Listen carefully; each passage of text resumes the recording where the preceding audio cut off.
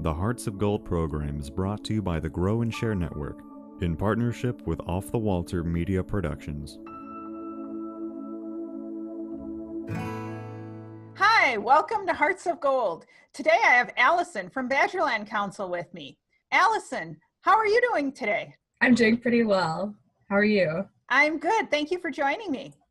Why don't you tell us about your Gold Award project and the different steps that you had to go through? I know that you faced some challenges as you were going through your project, and if you want to talk about those, that would be great. All right, so what my project ended up being was a survey that aimed to assess how aware Latino families on Madison South Side were of the summer meal program, which is a program that ensures students who qualify for reduced price lunches during the school year continue to receive nutritious meals during the summertime. So this survey was distributed to parents and friends of people with school-aged Latino children. And it asked kind of three main questions: how important healthy eating was to the respondent, how aware they were of the summer meal program, and whether they would be more likely to use the program if someone who spoke Spanish was present at the sites where the meals were distributed. And I ended up writing a report about my findings from the 13 responses that I received. And the overwhelming response was that people would be more likely to use the program if bilingual staff were present at the meal sites. And then I shared that report that I made with the director of food and nutrition at the Madison Metropolitan School District, who is responsible for administering the program. And the reason I came to this issue was that before working with the person who helped make this survey possible, his name is Oscar Morales, I had the opportunity to work with REAP Food Group, and they are an organization in Madison that aims to ensure everybody living in Wisconsin has access to nutritious and sustainably sourced food. And REAP is responsible for organizing two of these sites, or now it's more than two, but when I worked with them, they were responsible for two meal sites.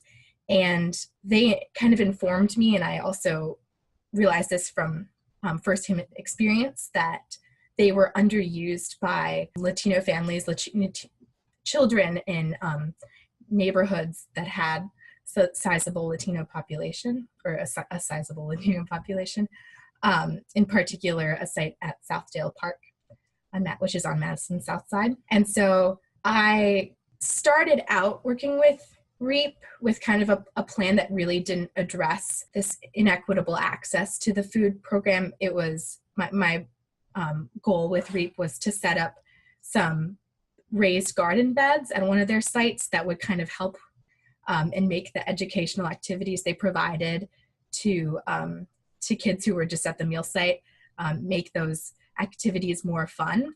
And then I was also going to make a brochure in both English and Spanish about the program, but that ended up not working out for a variety of reasons. And so after I ultimately decided that it wouldn't be feasible to continue working with REAP. And that's kind of when I decided that I was really interested in the idea or exploring how a certain demographic of students was excluded from this program. So your project started as one thing and ended up as an entirely different project.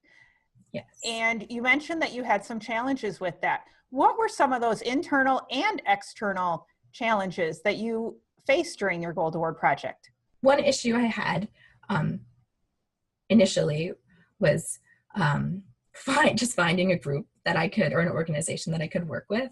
I knew from pretty early on that I was interested in the idea of inequitable access to healthy food, just because I really appreciate my own access, like being able to go to farmers markets and buy it at the grocery store. So I called up food pantries to see if they had kind of a way of addressing that issue through like establishing little gardens. And I contacted the Middleton Outreach Ministry to see if they could use help in in their garden. So it took me a really long time before I found REAP. They kind of suggested a plan for me that included, like I said before, creating these garden beds and creating a brochure, and then also something that didn't end up happening, which was kind of tabling this brochure I made. I felt like it was kind of a lot going on from the get-go. Then a pretty big external challenge I faced while working with REAP was that the main component of this project that we had kind of devised was making these garden beds, or building them. And I wanted to build them in a park, which was where the meal site was, where the meals were given out. And I couldn't get the raised beds approved by the parks manager, which makes sense, but that kind of threw a wrench in one of the main components of this project. And then from there, I had to think about other ways that I could still earn the award. It required talking to Ross. And then probably the next big obstacle was basically self-inflicted, was that I really procrastinated on getting back to my advisor when this big change happened, or I recognized that there had to be some sort of change in my plan. And by the time I got back to him, it was really, really late. I didn't really see a way that I could, ask him to help me fulfill my project, the requirements of it. And so that was when I realized I had to look somewhere else. Thank you so much for sharing. The challenges you're faced could be educational for other girls that are working towards their Gold Award. What suggestions do you have that might have alleviated some of the challenges that you faced, or could have minimized some of the issues and maybe made your project go a little bit smoother? Certainly communicating openly with my advisor from REAP, or wasn't as excited or super excited about the project, even the raised bed part from the beginning. And I think when that went wrong, because I hadn't initially been super excited about making it work, I was even less invested in coming up with a new plan to fix it. And then certainly communicating with him when I just didn't want to communicate with him because I'd have to own up to procrastinating. So keeping communication open at all times. That's probably the biggest piece of advice that I would give other girls. You mentioned the survey that you did and the report that you created from that. Can you go a little bit more into that report and what it ended up being? Because you did much more than take a survey and share the results of the survey. You truly did some research that went along with the outcome report that you created. And I think it'd be interesting to share that with the others.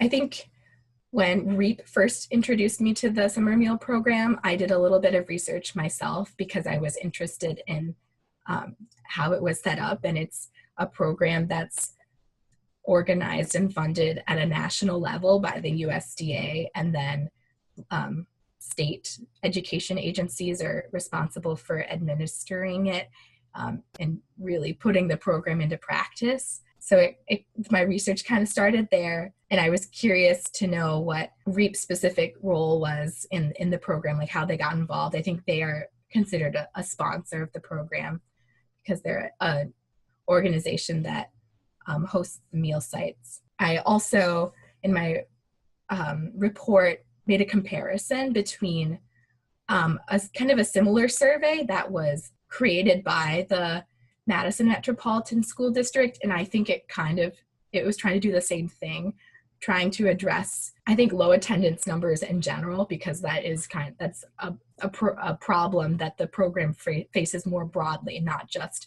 amongst Latino students.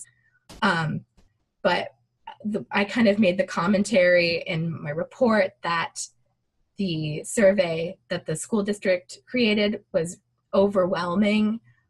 It had a lot of different questions, or just a very large number, and they required people to use a rating scale, and it was translated in both English and Spanish, but some of the vocabulary was very precise. So I kind of commented that might not be the best way to figure out how to get people to use the program or to figure out what's wrong with the program. During your project, you met a couple of people that impacted your project. Can you tell us about them and how they helped you?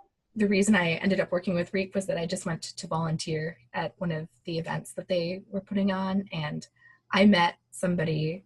She was an AmeriCorps volunteer, and I said that I was a Girl Scout looking for ways to fulfill my Gold Award, and she kind of connected me with Ross, who was my project advisor at REAP. So it was really nice that I had the opportunity to meet her, and then she, even though she didn't end up being my advisor, she was able to put me in contact with somebody who could stick with me. After deciding to seeing that it wasn't really possible to work with REAP anymore, I was randomly referred by somebody I know to Oscar Morales, and he is the executive director of Omega School in Madison.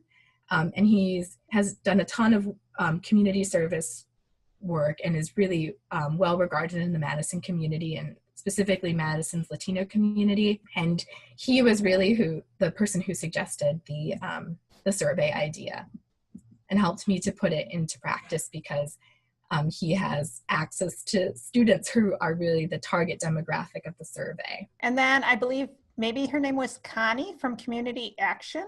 Oh, yes. My troop leader happens to know the CEO of Community Action Coalition, which is an organization that kind of links community centers all over the country to funding. She is someone who I had the opportunity to send my report to just because my troop leader knew her. So that was a really lucky contact. If you could change anything regarding your project, what would you do differently? I think I would have spoken up earlier with REAP and said that I wasn't very interested in building garden beds, because really what sparked my interest from the kind of get-go was that the attendance numbers were low at this program, and that's what I wanted to focus on. And I wished I had made that more clear, because then I don't think all of the procrastination would have happened, and I just would have been more excited about the project from the very beginning. What other Girl Scout experiences have impacted you most? I certainly think that this project has pushed me the most in terms of developing leadership skills, communication skills, networking. I will definitely have a lot of really positive memories from my camping experiences. For at least 4 or 5 years, my troop would go and camp at Stettler at a Girl Scout property. And I certainly bonded with the girls that were in my group. And it's a tradition that I hope we're even thinking of potentially continuing next year as like a reunion from all of our first years away at college. It was always a great time to get away from technology and to just be with people that really mattered to me, and also develop some really cool camping skills. So you mentioned that part of one of your struggle was that you didn't feel as passionate about your project at the beginning with the topic that you chose, and that you would have done that differently. What suggestions do you have for others in choosing a topic, a project, in order to make sure that they're connecting their passion with their project? I think it's pretty hard, because it took me a really long time to come up with the idea of inequitable access to healthy food. And then I felt like when I was working with REAP, I was telling myself, this is the organization that you want to be with, so it doesn't really matter what you do. I don't really have any good advice other than if you kind of have a gut feeling about something, like the suggestion that, or the proposal that REAP was coming up with, I kind of had this gut feeling that I don't really want to do that. So, and I would say just listen to that. But I don't think I have any specific advice for connecting your passion with the action. It took me a really long time. Is there anything I haven't asked you that you'd like to share with the audience? Another thing that I'm really grateful for as a result of my project is that I I've developed a friendship with the person who became my second advisor, essentially, named Oscar.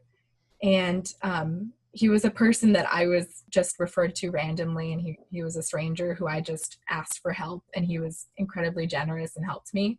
And we ended up getting along really well, and I'm super fortunate that we were brought together through my Gold Award. So what is your favorite s'mores trick? I like to take those skewers that you use for hot dogs and put the graham cracker on top of it and the chocolate on top of it, and then stick that in the fire and melt the chocolate so that it's really melty before you create the s'more. I like melty chocolate too. Yeah. Yes. All right. Well, thanks for joining me today. And please don't forget to power your passion and conquer your challenges. The Hearts of Gold program is brought to you by the Grow and Share Network in partnership with Off the Walter Media Productions. If you want to share your story of how you earned your Gold Award, send an email to growandshare@outlook.com. All episodes of the Hearts of Gold program are available to view at youtube.com/Cheryl Robinson. That's youtube.com/SHERYL Cheryl Robinson. Thank you for listening. Take care, and we'll see you next time.